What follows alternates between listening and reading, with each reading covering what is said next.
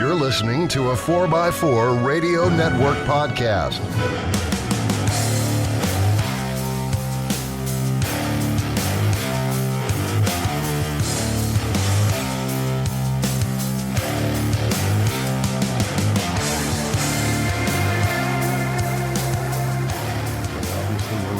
We're doing something. Oh, come on. I really don't care. Yeah, whether you're YJ, CJ, TJ, doesn't matter. Even gladiators.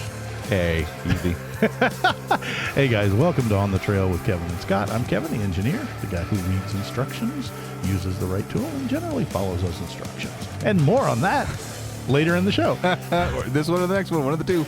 And I am Scott. I am the Wizzly Bits of this show. Not only that, with the the Snapstick slapstick parts guy on a continuing mission to mumble mouth my way through this because I'm having fun today. And with that, remember, while we always share what worked for us as what didn't, it's always up to you to read those instructions. Read the instructions. Think about the instructions and please follow them. I can't stress that enough because somebody read the instructions but still didn't act upon them. So with that, welcome to show 186, everyone.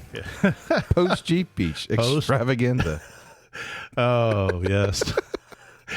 Jeep Beach was a very interesting event this year. Yeah. On a couple of fronts. Number one, for those of you who are living under a rock or maybe haven't had your head out from underneath your Jeep for a while in the repair bay. Hunker down. We had an event last year that kind of messed up Jeep Beach this year. Mm-hmm. And his name was Ian. Yes. And Ian, if any of you remember, chewed his way across Florida and decided to sit down and have a party on Daytona Beach. Yeah. And took most of it with him when he left. You know, I realized something as you're saying this. I've lived in Florida my entire life and had plenty of almost near misses, but, you know, kind of not even close to it. Yeah. The year I buy a house and move, where does the hurricane go? And it's like almost like, wait a minute, are you really? You're like the dandelion at the edge of the yard that the mower wheel goes by and the deck's on the other side and you're going, oh, you. Pretty much. Lost all my hair. Wait. That happened years ago.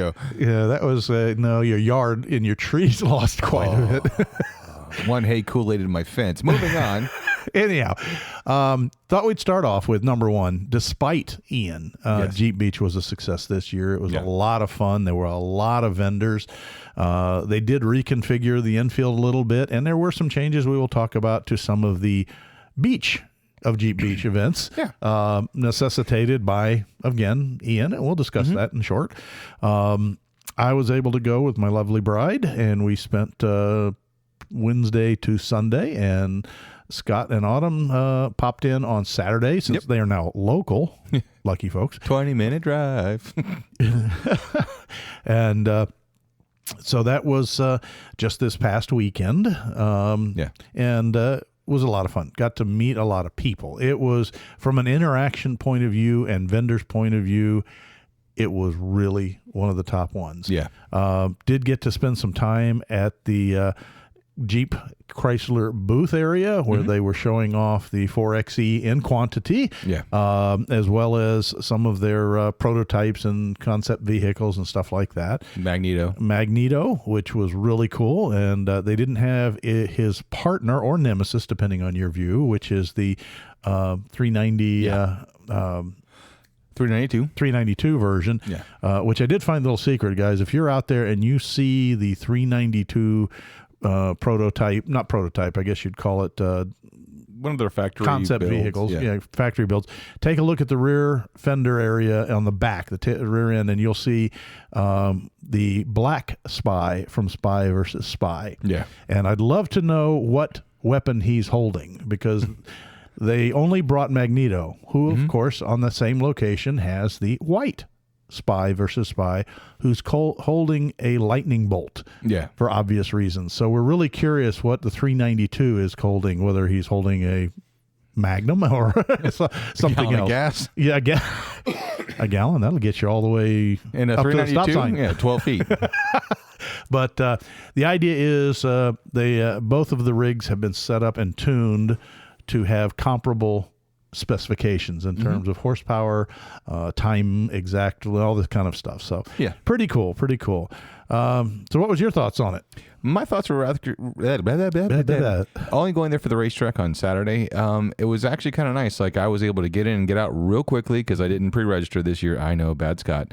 But it was literally 5 minutes in and out. We went right through. I mean, I guess I got that sweet spot of time. We showed up around 9:10. And like half the traffic there was no traffic. I pulled right in, got my sticker, threw it in the windshield, pulled in line. They let us go immediately. And next thing you know, I'm in the raceways texting Kevin, "We're here." But it was all of maybe 15 minutes. Again, going under the tunnel was fun. Roll up the windows because everybody with the train horns. But got through, got parked. It was kind of interesting this year because of the way it was laid out. Like, of course, every year we've been able to be parked right next to the entrance. Yeah. This year we went all the way to the front. Right. Yeah.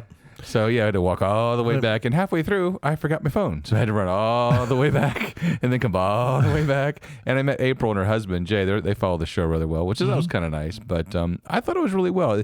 It seemed smaller in some aspects. Yeah, it really wasn't. It really wasn't. What they did is there used to be 3 lanes of vendors, and they did still have 3 in certain areas, but they stretched it out, and it went further down. It used to end just past the garages for the race cars, and down there at the skid pad area, that was outside of the event. And, of course, the prior years, they were running cars, either in the Be a Petty or Take a Ride or even having race preparations. This year, there wasn't any racing going on. In fact, the track was open, if you paid your fee, to drive your Jeep around. Yeah. And so there was Jeeps going back and forth and all that kind of stuff. But so the event was longer as far as when you walked down one of the rows, it just kept going and going and going. And the skid pad itself was an entirely separate area. And you had to go down to the skid pad area to see those vendors. And we met a very interesting one that leads up to a subject matter we'll cover a little later in the show. Yeah. But the other thing I've got to start with, though, was our listeners. Those that were there that sought us out to talk with, to meet, was absolutely fantastic. It was great to meet each and every one of you that came out and looked for the 2 crazy people in the On the Trail T-shirts. Yeah. And again, a second shout out to Metal Cloak's booth. Yes. Everybody there, they've kind of let us glom on to the side of their booth as people were coming up and talking to us. And they were fantastic about it. And I have to say thanks for the shirts. They were pink this year. So Susan was really excited to get a couple of those for her. Me, probably a little less so, but that's okay. It's okay. No, how many years have we had guy colors? Yeah. And to have one that went with the ladies, by all means, there's more than enough lady Jeepers out there. They're awesome, and they deserve their own pink shirt. I Absolutely. have no problem with that. None whatsoever. And a big thankful to Kevin said, "Hey, did you see our listener with the Jeep shirt on for Autumn?" And I'm like, "What?" Yeah. And sure enough, it was Paul. And Paul walked in and said, "Hey, I love your GPW." That made Autumn's day. And it did. She just gushed on that for an hour. Oh yeah, and the other listeners, the one from England that's talked about, how the Air Force gentleman who got to listening to us from when he was stationed in England, and then came back and lo and behold got stationed right here in Florida. Yeah, and that was really cool because you made her day. Because a lot of times, because we've been approached and it's cool, but she's never approached, and she's like, "Is anybody watching my videos?" I'm like, "Well, you can see the count," but 2, that really made her day, and that was awesome. But again, he showed up in a GPW T-shirt, exactly. So that was kind of fun. But again, the people at Metal Cloak were awesome. They let us steal their booth for a second for some shade because my head was starting to boil. But again, they were always great. And the one really interesting thing I like about the event is that it seemed a lot more organized this year. Yeah, it really did. Especially with everything going on. Yep. Yeah.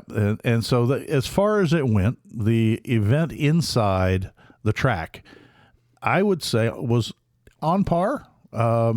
Maybe it was a few vendors shorter, but maybe not. I mean, I think there were as many vendors, but there was kind of some different qualities, and they rearranged it, folks. It used to be you came in and you walked past a booth of sound guys who were blaring, and it was really hard to talk to technical vendors if you were looking for information, hint, hint, nudge, nudge. And they moved all them down to their own area. Yeah. And they could go down and have Battle Royale. Exactly. And it was far enough away that we could actually hear it, which was cool, but it was at a listenable volume for old ears. Yeah. As I say, I'm deaf enough as it is. I don't need to make that faster, please. Please. And there was the usual plethora of everything you could imagine out there. And it's one of the interesting things I want to talk about because, like, even it happens every year because I've been going since 2013, and it's like you walk through and go, it's the same vendor. Oh, look, this guy's here, and it's that you find those new vendors every time, and that's the best part about this. And we did meet several brand new vendors for products and systems that we're going to talk about here over this show and possibly the next. I do have a special shout out. Oh yes, please. And this was off the track this year. Last year there was a vendor. Are you done? I'm trying. I'm trying not to. No, I'm just as bad. It's very much allergy season here, folks, in Florida. Yes. Everything that kind of green, near green, well, that's even alive is pollinating. Yeah. Including the some of the younger ones on the beach. But that's a whole nother story. Anyway, there was a vendor at Jeep Beach 22, and it's really strange because it's not Jeep related at all, but it's called Buff City Soaps. And it's a company that came up with plans for making detergents, soaps, shampoos, and etc.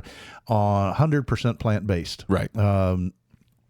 And last year's Jeep Beach did them so well, they ended up opening a shop in Daytona Beach. And, of course, my wife was one of the Jeepers who was like, I like this stuff. Because they were giving out free samples. It was because the first ones were free. Yes. But now she's addicted. So are we. And so we went over to visit them at the shop and ended up meeting Virginia Sweeney. Virginia, thank you very much. She's the manager of both the Daytona and the Jacksonville shops of Buff City Soaps. What was really neat, and the reason I bring it up, because I'm a tech guy, they actually have the equipment there, and they make the soaps there in the shop. You can go and make your own soaps. Yes. You can, and create your own uniques. And I thought, well, that's pretty cool. So, you run around in a Jeep all day long, tops off, you want to do something when you get back to wash up. Hey, my wife swears by the stuff. So we use a laundry soap and everything. And so my thoughts there are, guys, may not mean much to you, but hey, you're in Daytona. Take your wife over, She may like it, and you may find out you do too. Oh, and they're Jeepers too, because I pulled up in the LJ a couple times, and every time I'm pulling the Gladiator, I see their Jeep in the parking lot, and they're like, hey, I'm like, hey. Hey, so they are Jeepers, so you would be helping another Jeep-related business. But anyway, I just promised them a little bit of a shout-out. No, they wouldn't give us anything. They just chatted really nice, and it was kind of fun to go visit somebody at more of a operational level than it was to just always be talking vendor stuff. So, Virginia, thanks a lot. We'll be back the next time we're in Daytona Beach area. Yeah. So, let's see. We saw a bunch of old friends. Obviously, we've mentioned Metal Cloak. The Ryan of Rockslide Engineering was there. We talked with him, and we're laughing with them of the fact that they introduced their spring repairs the same time I figured out how to do a spring helper. Yeah. And it's funny. They were talking about that, too. Yeah, they were. Cool. They were. They kind of liked it. I was stunned. I ran into 4 different people that are part of the upcoming Bantam Jeep Heritage Festival up in Butler, Pennsylvania. One of the gentlemen was sitting there in the parking lot. I told Scott about this, in a 42 GPW. Yeah. And I talked to him, and he actually knew who we were, and he's like, oh, so where's the 42? And I says, well, it's about a half an hour away right now. It's not quite up to getting down here to the beach this year. He says, are you sure it's a GPW? And I showed him the pictures of the F marks. He goes, oh, does it have the toolboxes in the back? Yeah, it does. Oh, I guess it is a GP. Does it have the Ford engine, or does it have the Willys? I said, it has the Willys. Oh, that must be a really early one. That was his quote. Now, I don't know the first thing about it. Yeah, I'm scratching my head going, a Ford engine? Apparently, Ford's later in the production. I don't know the whole story, and I'm going to learn it when I'm up there, we'll let you know.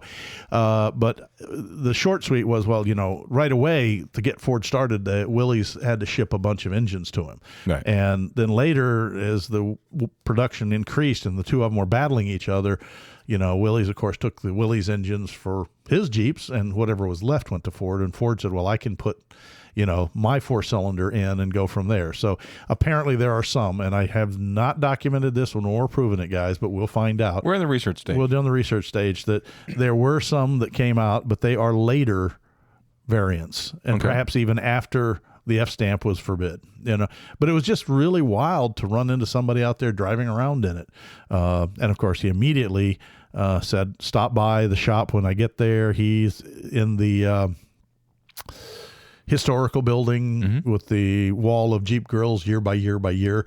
He helped build that and is one of the curators of it. And I thought that was really awesome. So it's amazing how Jeeps in general can bridge generations. So let's see, what else did we talk about? The guys at the painless wiring. Talk about a small world. Yeah.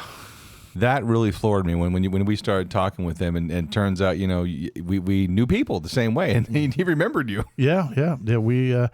We actually have some connections, which kind of floored me, to be honest, because he was saying, "Look, we're not as big a business as people think," and it's just okay. Define big business, because you're like, from a name recognition, you're obviously number one.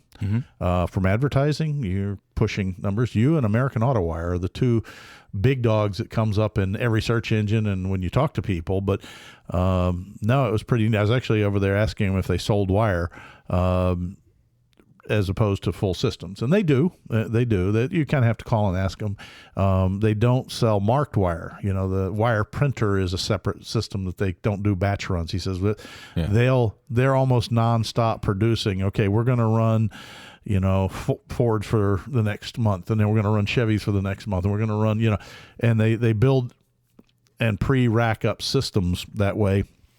He said, but I said, well, what I'm interested in is just the actual gauges of wire with the different wire insulations and the striping, so that I can make repairs. And he said, yeah, we can probably do that. He says, why don't you contact me and we'll talk about later what was going on. And then, like he said, it was interesting that we started talking about crossover people, and lo and behold, we knew people. Yeah.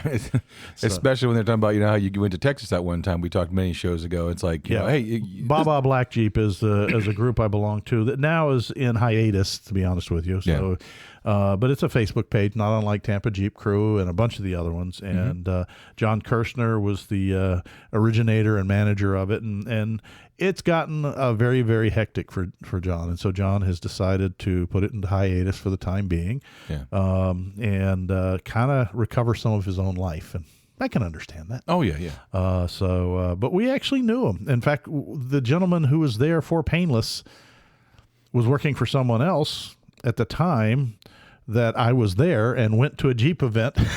And I think we did a show on it remotely that I called you in, and we recorded. We were doing the sleeping bags for homeless in the Dallas-Fort Worth area. And I was at one of their Jeep events, and it was an interesting contrast to what happens in the Florida ones to what happens in the Texas ones. And he said, yeah, I was there and I met you. I was like, oh, wow. He says, yeah. He says he was kind of blown away, too. Yeah. So anyway, that was kind of cool. Let's see. There were all kinds of other vendors. I don't even know where to begin, Scott, as far as, of course, our old friend Don Cox was there. We still owe him a show. Yes, we know. Representing the Tread Lightly. He is what they call a tread trainer and a Florida FTS. Do you know what that FTS is? I know what I think it comes to mind first, but I doubt it's Florida Trail Stompers. That's what I come up with. That Trail Boss, but and maybe it is Florida Trail Stompers. And I got to give a little bit of a shout out. Another vendor that wasn't at the event this year, but was part of the scavenger hunt. And for those that go, the scavenger hunt's a lot of fun. They now have it that you have to go to certain shops, stores, positions, things like that, find an item and take a picture of it. Then you come back, and the people that find the most, and one of them is a shop up in Ormond Beach that is owned by some very good friends of mine, my former neighbors, and it's called the Flip Flop Shop. And Ryan Kurtz and the rest of the family run this shop, and they were kind of interested in getting joined in. And I said, well, why don't you check out Jeep Beach and sign up to, see what you can do, see what they can do with you. So they agreed to be one of the sponsors, and they had the happy occurrence that they have had their biggest weeks they've ever had during Jeep Beach. And they stocked up pretty heavy on Jeep merchandise, carried some really nice merchandise, and pretty well cleaned out. So congrats, Ryan, and everybody else in the family. Did a great job. Got swamped by all kinds of. Well, you even posted about our Jeep bags. The leftover Jeep bags went there to help, get some foot traffic that way. And that's the interesting thing. Okay, I'm going to start with the absolutely comment. I got to get away from using that phrase. Yep. The Jeep Beach is a situation where it heavily involves the community. And that's the same for a lot of other Jeep events where they want you to go out and eat at the local restaurants, visit the local shops, because these Jeep events are really crucial to some of these local economies, because some of these times, Florida, of course, we're open all the time, especially with summer and spring and all that. But like when we went to the Tennessee Jeep Invasion, that town was inundated with Jeeps, and the locals have to love the money. How many times we see a Jeep's welcome sign? Yep. It's pivotal. I think it's great, especially the scavenger hunt. Dora and I did that a few years, and we went off the beaten path and found some really cool places. Well, I found one of the neatest little distilleries. Now it's become kind of a big deal. Yeah. So Copper Bottom Distillery there in Daytona Beach. And again, is it directly Jeep related? Probably not. No. Is it fun? Yeah. Yep. Is it good? Yep. Yeah. Will I do it again? Absolutely. It's another way to make memories. And, it's one of those things that's just kind of going out and enjoying the Jeep life. So let's see. I wish there was more detail. Well, yeah, let's talk about the off-track side of the world. Yes. That's what I was kind of trying to segue into, but the off-track stuff. Almost forgot that. I guess that's kind of important. And oh boy, you already got Mark Lawson asking you about. But he's the one that introduced us. We will get to that in a minute. That's a show teaser, but I have to say, like sometimes when we record these shows, we put little things on Facebook, and it's blowing up currently. Hi Ed, hi Mark, hi everybody. But no, it's so anyhow, but they won't hear this for a week, at least. Yes. So no, folks, the out of course areas that normally go on at Jeep Beach were the ones that were pretty well hammered. And that was unfortunately the beach of Jeep Beach.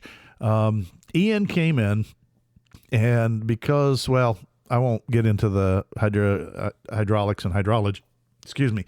There wasn't much beach left. In fact, the beach was still open. Hats off to the Daytona Beach Parks and Recreation that takes care of that, or whatever their formal name is. They managed to keep it open, but in many places you had to be incredibly tide conscious. There was normally there's a large kind of display tent area behind one of the big hotels. This year it was behind Hard Rock. It's called Jeeps at the Rock. Yep. And it was remarkably tight. I'm not going to say it was small because it was about the same size, but it was jammed up against the seawall. Was kind of like the walking area, no vehicular traffic. The canopy booths were set up, and the back ends of the vehicles that were facing away from the ocean, up beach versus the ones that were across. There really weren't any across. They were just all along the beach line. And as the event was getting near the end, tide came up and kind of was taking in the back end of the vehicles. And we were hoping that several people didn't get too much salt into their Jeeps because the tide was up, and you're running down the beach. We were very much used to having Jeep parades and things up and down the beach. It was pretty broken up. Yeah. The devastation, I got to pause on this one, folks. The Daytona Beach devastation was still evident. There were lots of empty lots, different establishments and shopping centers that I'm used to shopping at or going over to the ice cream store or the pizza place. have no roof, up for sale, or being, work on demolition. The hotel I even stayed at, the back seating area was still open, but the pool deck and the access to the beach was closed because about half the pool was gone and the seawalls were gone. And you did deal with some noise because they're still reconstructing. There were people out driving sheet piling with heavy equipment at low tide, but then that means the heavy equipment meant that you couldn't drive your Jeep down the beach in that area because, cranes and heavy stuff will mess up a Jeep. Yeah.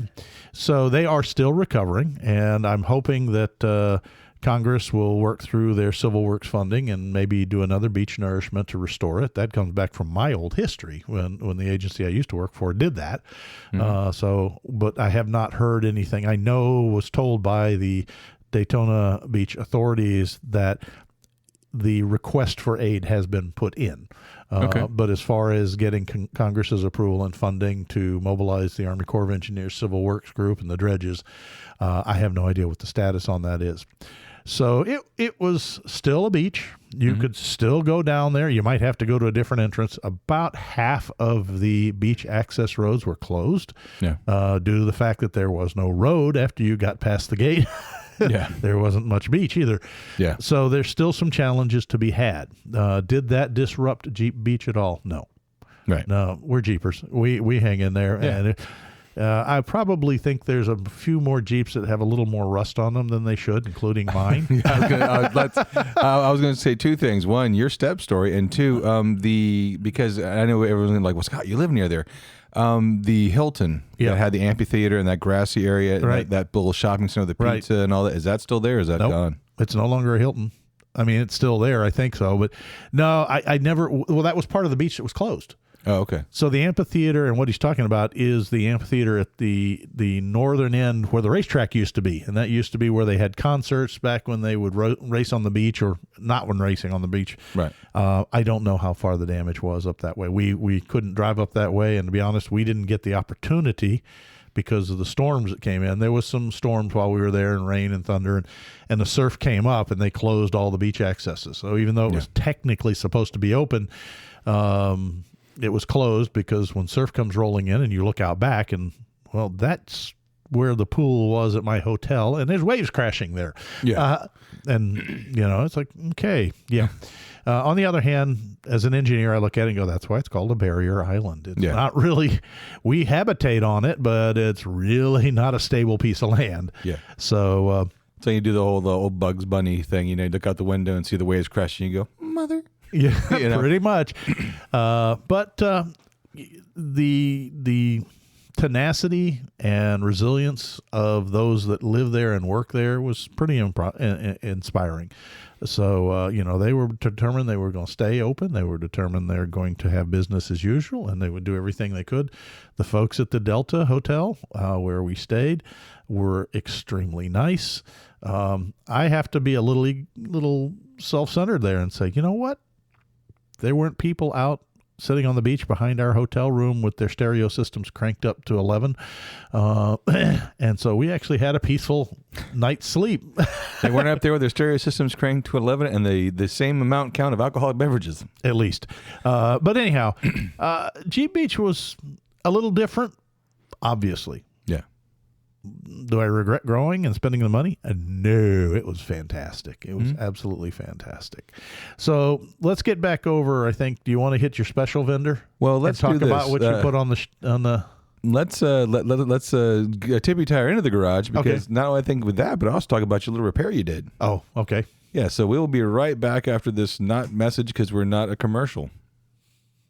We are part of the 4x4 Radio Network. Yeah, what he said. And with that, also remember to check out the said 4x4 Radio Network for all your 4x4 Radio Network needs, including this show. Tell your friends, tell the cat, tell the dog. Doesn't matter. You're on a walk. Who cares? So with that, we're going to bid adieu into Mr. Kevin with the garage segment that I helped him do stuff, or he helped me do the third power, quantifying math and stuff. Well, I'm going to start off with the short and easy one. Yes, Kevin. Referencing the prior mentioned storms. Yes. And salt rust. Slightly altered, came home, slightly oranged. Just in areas where my steps had been abraded with other obstacles. What? It's like an old 80s Toyota Corolla. On a quiet night, you can hear it rust. Well, that was Jeeps in general, Yeah. because I saw more than usual. Every year, if you guys go back and listen to our post Jeep Beach shows, we Stay talk out of about the stay out of the water. salt water, because Jeeps are hydroscopic and salt just accelerates it. Yes. And I didn't really go on the beach except for one trip on the way out. But before that, we had a strong thunderstorm, as previously mentioned, that was an onshore wind. I like how you say strong thunderstorm isn't singular. Well, It was hourly there for a couple times. yeah, okay. But the winds were whipping up the surf, as aforementioned. And even though I was parked in a parking lot on the other side of the hotel, the winds were very, very good at picking up salt spray and bringing it all the way across. Mm-hmm. And it was very interesting to me because the passenger side looked normal. Okay. My steps in the Jeep and everything else was fine. The driver's side, anything that had less than 20 microns of paint on it turned that wonderful color of orange that only salt water does to steel. Mm-hmm. And my steps were well decorated. This step tastes like a Pringle. Pretty much. Wait a minute, And there it goes was that just sponsor. like, where the heck? So needless to say, I brought it home and started cleaning, and the rust and the salt water had drawn in by capillary action under the powder coating where it was exposed, and I was chasing rust for an hour. I heard him cussing from my house. And so I did some quick photo posts on Facebook, and the feedback was interesting and funny. Yes. But I kept grinding and chasing, and I'm using a acid etch primer because that will wick in anywhere that you know there's a gap. Whereas a regular rust kill primer is oil based, and it actually tends to push away from the wet areas, whereas an acid-based one is oil-based, but it has a water-based acid, phosphoric acid usually. So it'll wick in. And it wicks in. And, of course, there was more rust than I thought in there, so when it wicked in, the edges of the paint bubbled up, and I had to grind more paint off. And then I'd spray it again, and it'd wick in, and oops, there's that spots, and I'm scraping off more paint. There was quite a bit of peeled up powder coat and paint. And when you were done, there were 4 tires and a steering wheel in your garage. No, it was I know, I'm confined kidding. to the step in the middle section. It's just what I thought was probably a little 6-inch strip and a couple of scratches turned out to be about 1.5 foot long and a third of the step. I was going to say a third of the step. But once I was able to do my last coat of acid etch primer, let it cure out and not have any more bubbling, I then turned around and did a light abrasion to kind of flatten some of it, put a coat of a regular red oxide type primer on top of that, let that dry, and then 2 coats of a black rust resistant paint. Yes, you can see every line and every sanding scratch, but that's okay. This is a rock guard, a rock slider, whatever you want to call it, and it's going to get beat up again before it, and I just wanted to put the rust at bay for a little bit. Yeah, just a tiny bit long. Maybe you'll contact somebody else and say, hey, powder coat. Yeah, afterwards. I think after the heading up to Pennsylvania and I get back from the Butler Jeep Heritage Celebration, I think is close to the description. And I may pull the steps off finally and clean them up, disassemble them, and send them off to one of my friends who's a good powder coater and say, give it your best shot, and I'm going to see if I can make them rust again. Nice. But then there was another side effect that required some shop time after the event. Well, now here's where I step in. Well, yeah. Let's talk a little bit about, we met, well, first off, we got a notification from one of our shops that good friends with, and we've talked a lot about Mark and the Jeep Lab here in Florida. It's a one-man shop and does some really prime work. And he's like, oh, you got to go here. I just met these guys, sent me some information. You got to go find them. And find them was the operative word. They were kind of down in that skid pad area. And they had a product that they felt would address a known issue. That Kevin finally the experienced. 3.6. Yes. Now you may take over. Well, basically, it's no secret. When I saw that video, that was extremely intrigued because being a parts guy for as long as I have, I have seen this push to cartridge style oil filters. Okay.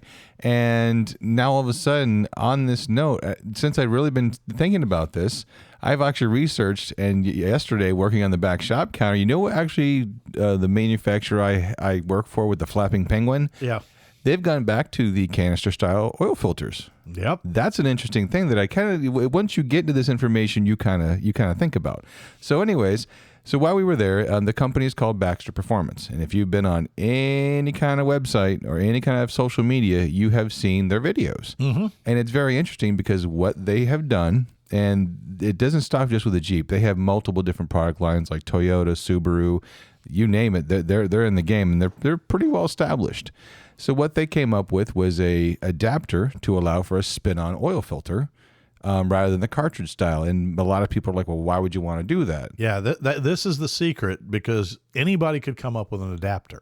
Yeah. But that's not what the focus of this conversion is about, is it, Scott? No, it's about, well, from what I understood, it's about the anti-drainback valve. And help lack thereof. A lack in the thereof. 3.6. And the 3.6. Folks, what we're talking about here is the 3.6 uses an elevated filter. It sits up between the V of the heads, just in front of the intake area. And you'd think of it as the carburetor location on most of the older V8s and things. And the oil filter sits in a housing, and it's a cartridge style that slides on a little black plastic thing you screw in. And there is no check valve. Normally, the pump, when you use an elevated filter, your oil comes out of the pump, goes through a check valve up into the filter, and then when the engine stops, the check valve is closed because there's no pump pressure on it, and the filter stays full of oil. And Chrysler decided for some reason that there was no need for that check valve, and they allow the oil to drain back. In the early 3.6s, that wasn't a big deal because they ran with a 2030. Yeah, a 5W30 motor oil or a 5W20. But in the later versions of the 3.6, they're specifying 0.20, which is a very thin oil.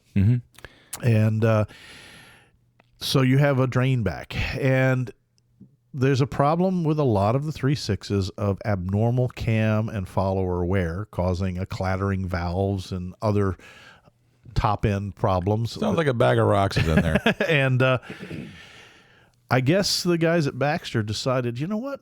Let's see what happens if we put a check valve that holds oil up in the top end. So when you start, you don't get essentially a dry start. And I guess I didn't say that. The problem with a drain back filter is you have what's called a dry start. And if you're starting it frequently, it's not as big a deal because your oil film hangs around for a while. But when you're not starting it frequently, the oil will drain down and gets thinner and thinner and thinner. And the best you can hope for is any clean. If it's sat more than 30 days, you probably should prime your oil pump again and get oil in there without turning the engine over. Anything over 2 or 3 days is still, you're putting some wear. Yeah. And so they said, well, we can't necessarily completely eliminate the oil start, but if we put a check valve in, we'll hold oil in there like every other car has been, and it will be available quicker. So the run time, theoretically dry, should be much shorter. You give it a fighting chance. And so they incorporated this, as well as deciding to ditch the cartridge filter altogether and go with the canister style. Yeah. And it's kind of a neat process. And there's a small story to tell after we got there. We met them. We talked with them at length.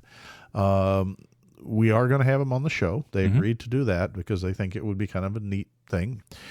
And we had agreed to all this and said our goodbyes, and we were headed out. And Scott got an interesting tap on the shoulder when we were down a little ways on the walkway. Yeah, and it's interesting because, as Kevin and I were talking with the Rick, and I think it's Rick and Rob, right? Rick and Kevin, about basically everything concerning, how we run the show, about, certain things we do. And we told him, look, you have to be careful. Sometimes when you're talking to these vendors, they think, they want free products. Right. And I make it a point, folks, just so you understand that when we meet a new vendor that we've never worked with before, we'll tell them right up front, look, let's get off to the ground. We don't want product. We are not asking for product. Our listeners have answers or questions. Questions and answers. We're looking for information, your time. And there are those, as you have heard in the show, if you're a longtime listener, you know that there's sometimes that they give them to it anyway.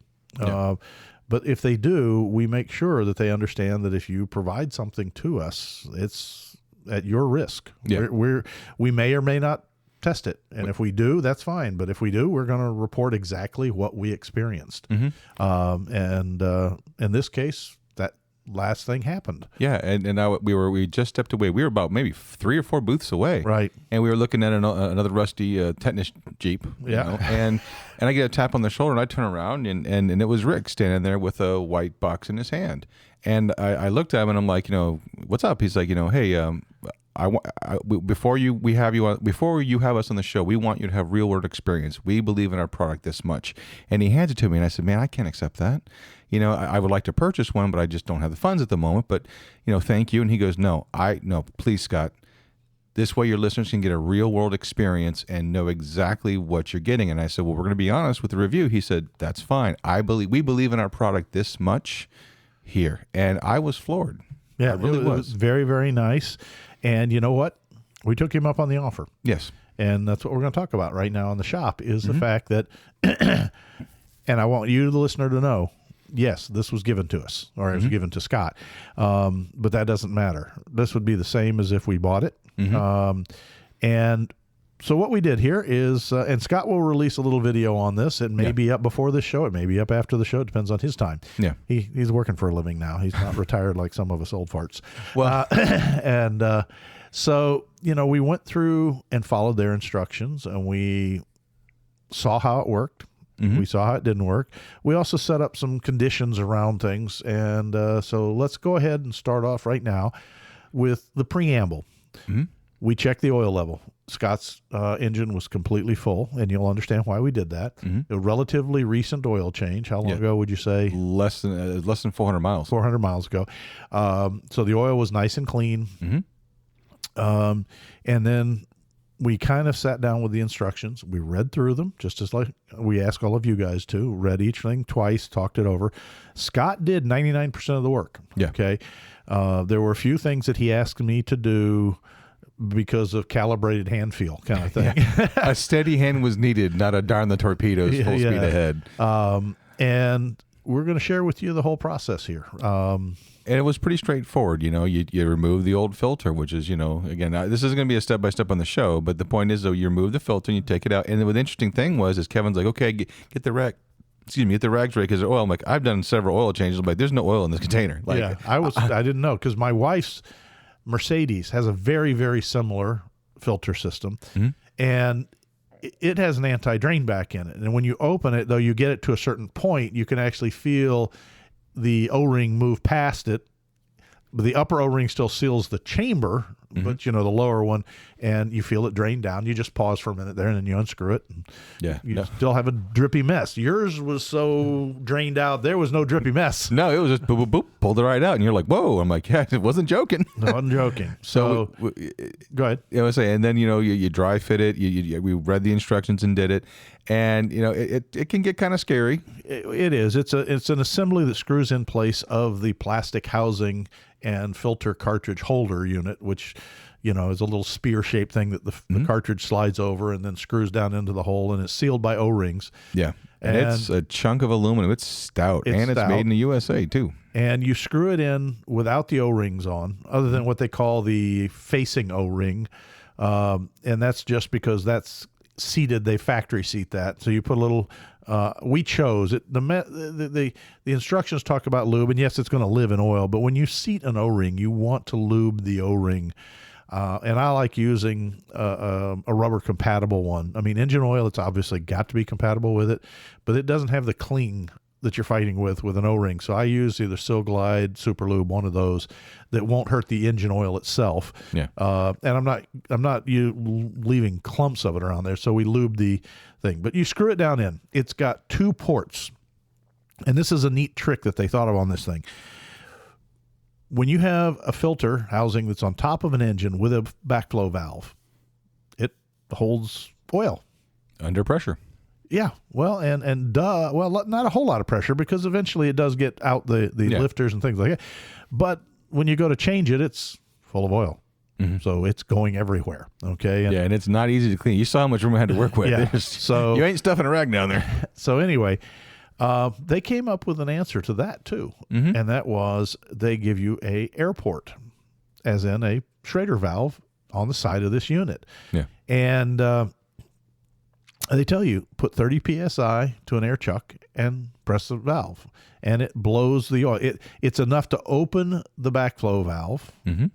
Or I don't know if it lifts the oil up and sends it on out through the head gallery. I think that's what it does by the noise it was making. Yeah. And then once you give it 30 seconds, okay, you can unscrew the filter and it's empty. Yes, it will drip because it's just been emptied, but it's empty.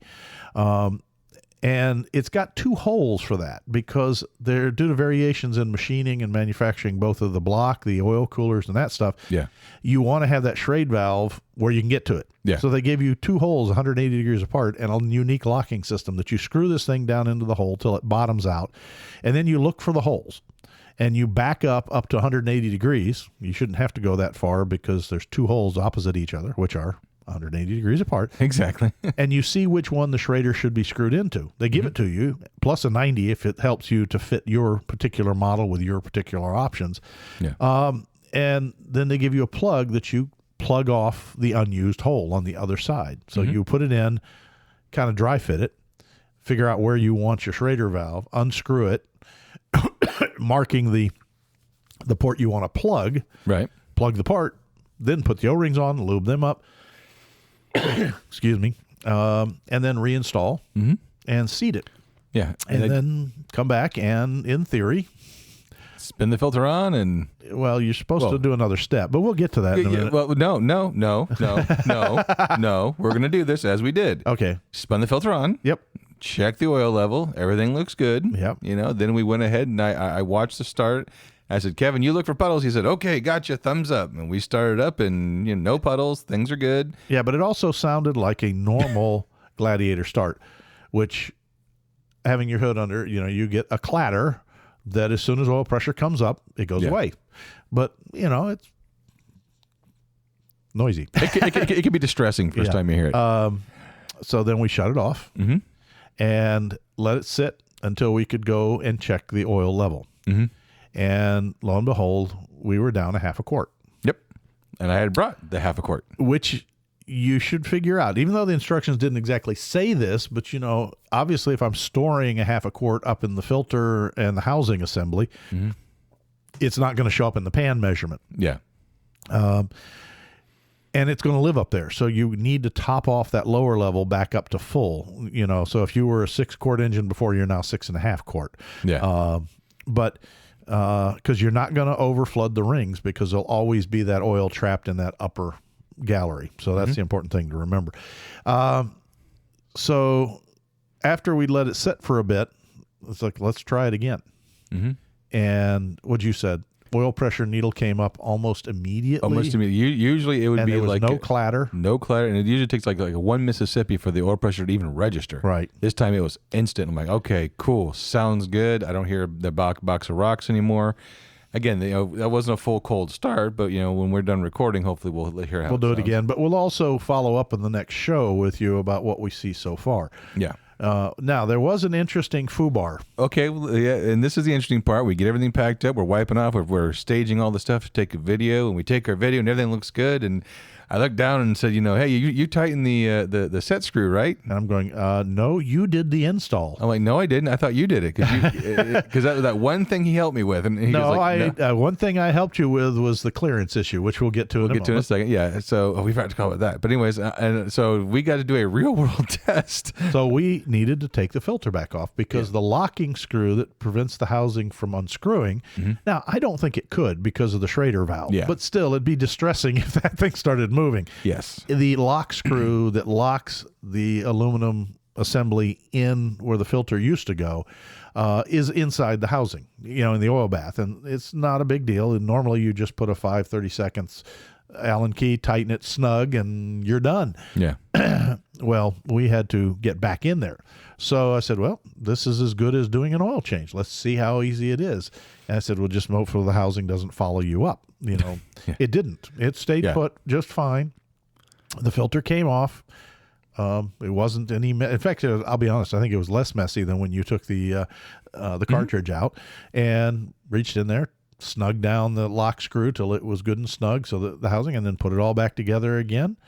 Went ahead and cranked it up again to fill the oil filter back up. There was a clatter as you started at that time, but then it went away, and then it's holding since. So hence the read the instructions and please follow them. Not just read the instructions because we read them. Well, there is so basically, as some of you know, sometimes we record shows. So it might be 30. It might not be this next show because we're recording that one too. Yeah. But it might be the show after that we have finally a good 30 days so I can report on this. Yeah, he'll do you a little bit of an extended feel on what it is. And with any luck, we'll have Baxter on the same time. Yeah, we're going to see what we can do. Overall, the only hiccup in the installation. Yes. And it wasn't a bad one, but it wasn't warned, but you can't, a manufacturer can't know everything. There are variations in years, makes, models, options of things like intake manifolds, particularly those that are molded in plastic. Anything molded in plastic is easy to change and make multiple versions of as necessary. In Scott's Gladiator, which is a 2020, an early production 2020, had a boss on the plastic intake runner area. They're dry systems, so there's no fuel or anything in them. And this little boss projected out, had a bolt hole, but they'd never been used. Nothing had been done. You could put your fingers up and feel the hollow underneath it. It wasn't connected to the air plenum whatsoever. Yeah. And it would not let the filter go in. Now, I don't know if that's for all of them. Maybe there's a model of filter that Baxter used that fits that port that was a smaller body. You know, it wasn't much. It was not much. Literally an eighth of an inch. Yeah. So we fixed the problem with, I didn't even get the die grinder out. I just used a drill and one of my hardened steel burrs to shape the plastic so that we had now, I took a 1/4 inch off. Didn't even take the whole bung off, just took the 1/4 inch off, so I had an 1/8 inch gap around the filter and the housing. And then, much to the disdain of some people, I used my butane torch to flame polish the cut edges because I just didn't like the look of them after the burr got done. They were frosted rather than black, so I just smoothed them off with a little bit of flame polishing. That took care of it. Filter went on no problem. Came off later, no problem. So that's the only, and I can't even call it a hiccup, the only thing that really wasn't in the instructions. It took a custom. Yeah, it took one little bit of editing to make that fit. So you might have to, a drum sander, heck, you can do it with a hand file. Just use a good rag over the area because you don't want any of that stuff going down into the filter housing, the original filter, the Baxter, et cetera, et cetera, et cetera. Yeah. Initial opinions from the engineer, pretty neat system. No question a difference during startup with oil being held in reserve versus otherwise. Now you'll have to drive it home, let it sit overnight, and then listen in the morning when you go off to work and see if it's still, you know how well it holds against the drain back. I don't know. Seems like a neat idea. Time will tell. Time will tell. It is.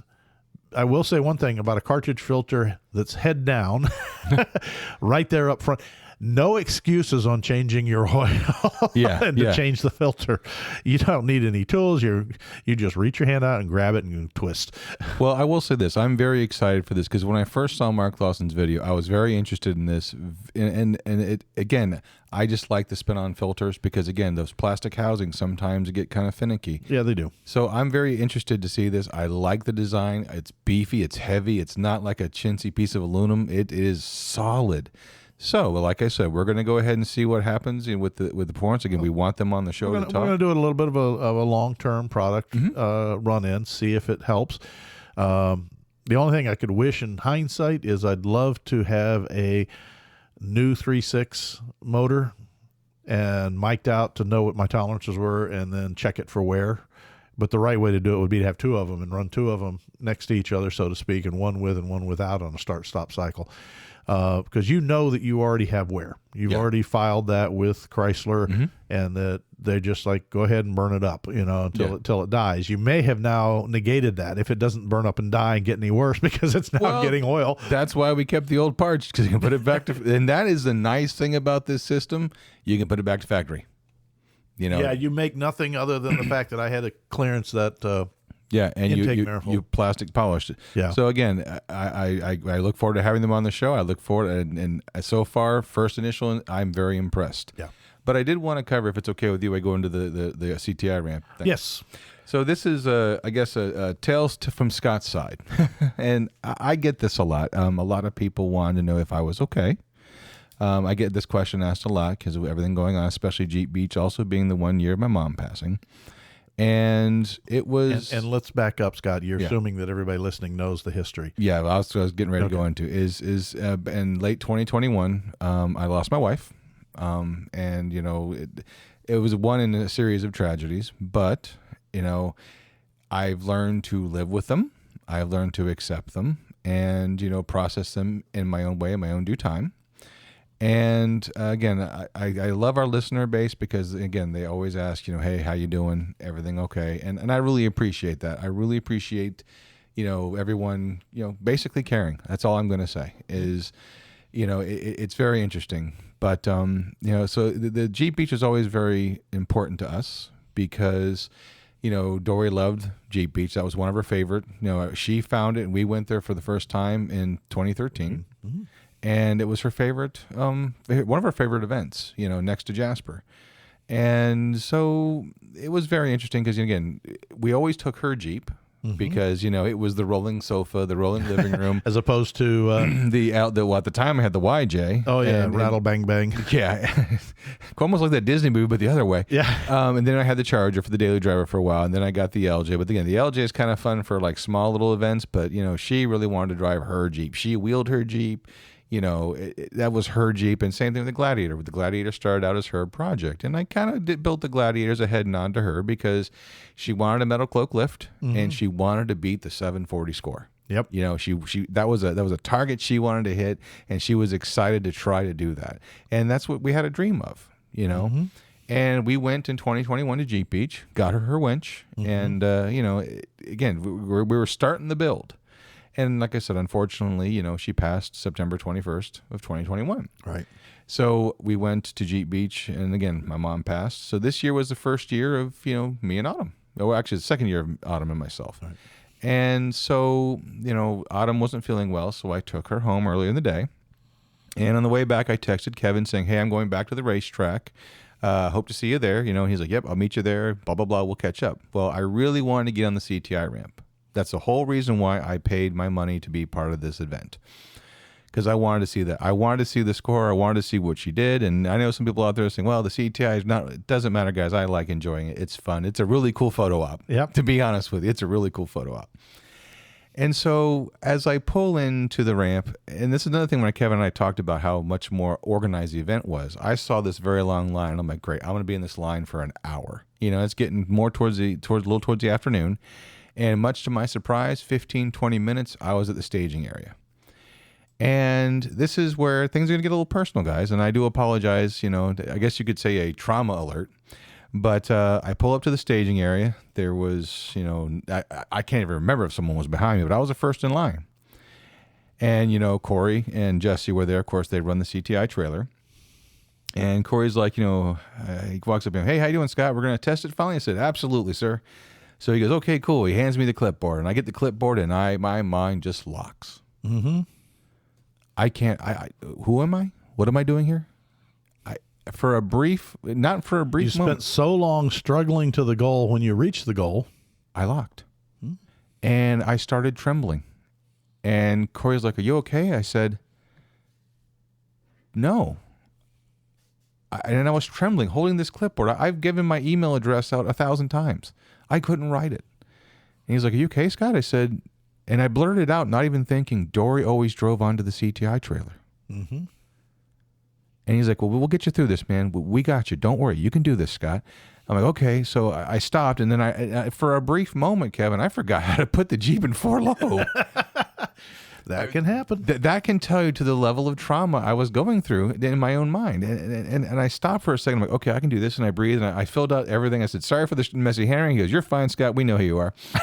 So I sit there, and he goes, okay, 4-low. Turn your sway bar off. Watch me, and he does a hand signal. Like, okay, yes, sir. And like a soldier, I remembered how to put it in 4-low.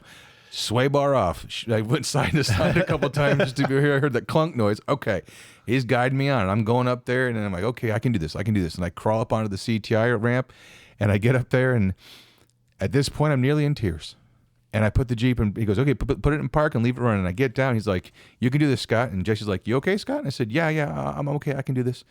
And, she's like, you sure you got this? I'm like, yeah. And okay. And they're like, you got this. You're good. Scott, you're on the trailer.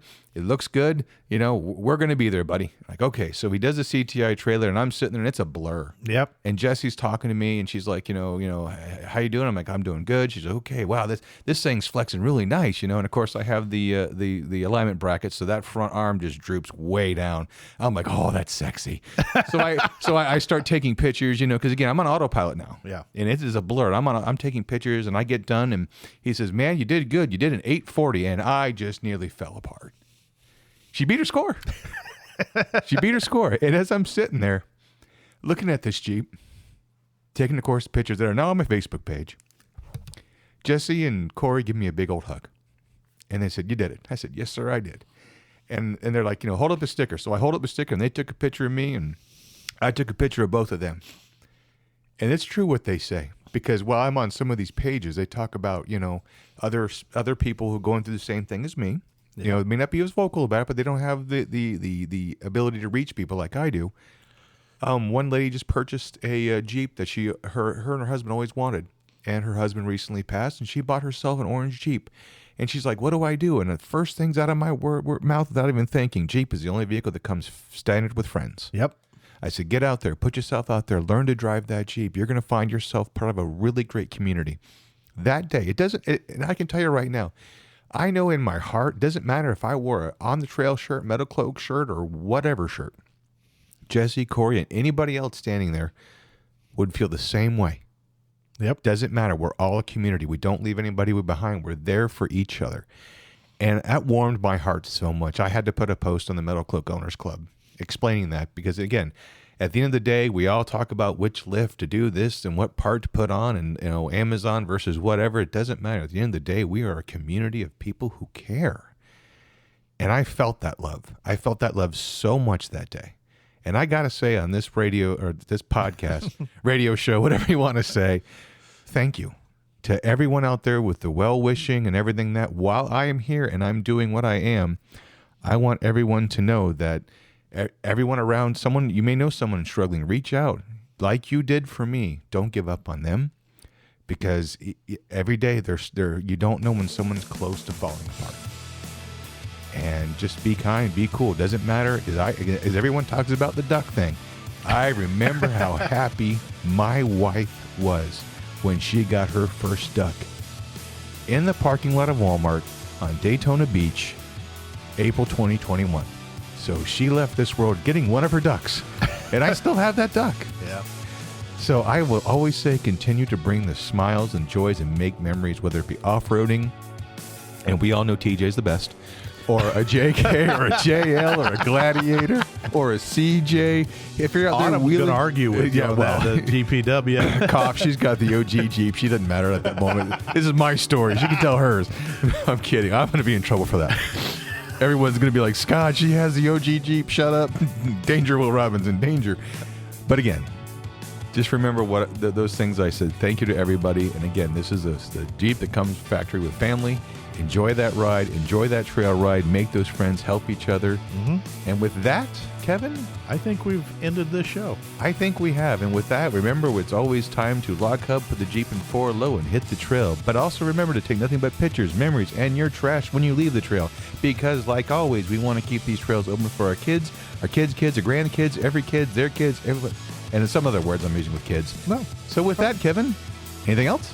No, I think you've said enough. Yeah, we have enough really cool stuff coming on our next show, coming out with 187. We do, and we will be talking about one of the vendors specifically at this Jeep Beach with a very interesting and, I don't know, to some people I've talked to, controversial. Almost as polarizing. And I think it'll be fun. So make sure you're in 2 weeks and listen to the next one. That's enough teasing. But if you have a question, on the trail podcast at gmail.com. Yep. Bye. Proceeding has been provided for entertainment only. Proper service and repair procedures are vital to the safe, reliable operation of all motor vehicles, as well as personal safety of those performing those repairs. Standard safety procedures and precaution, including the use of safety goggles and proper tools and equipment, should be followed at all times to eliminate the possibility of personal injury or improper service which could damage the vehicle or compromise its safety. What he said. Thanks a lot for listening, guys. You guys have a great day. Bye. This has been a Bent Axle Media production.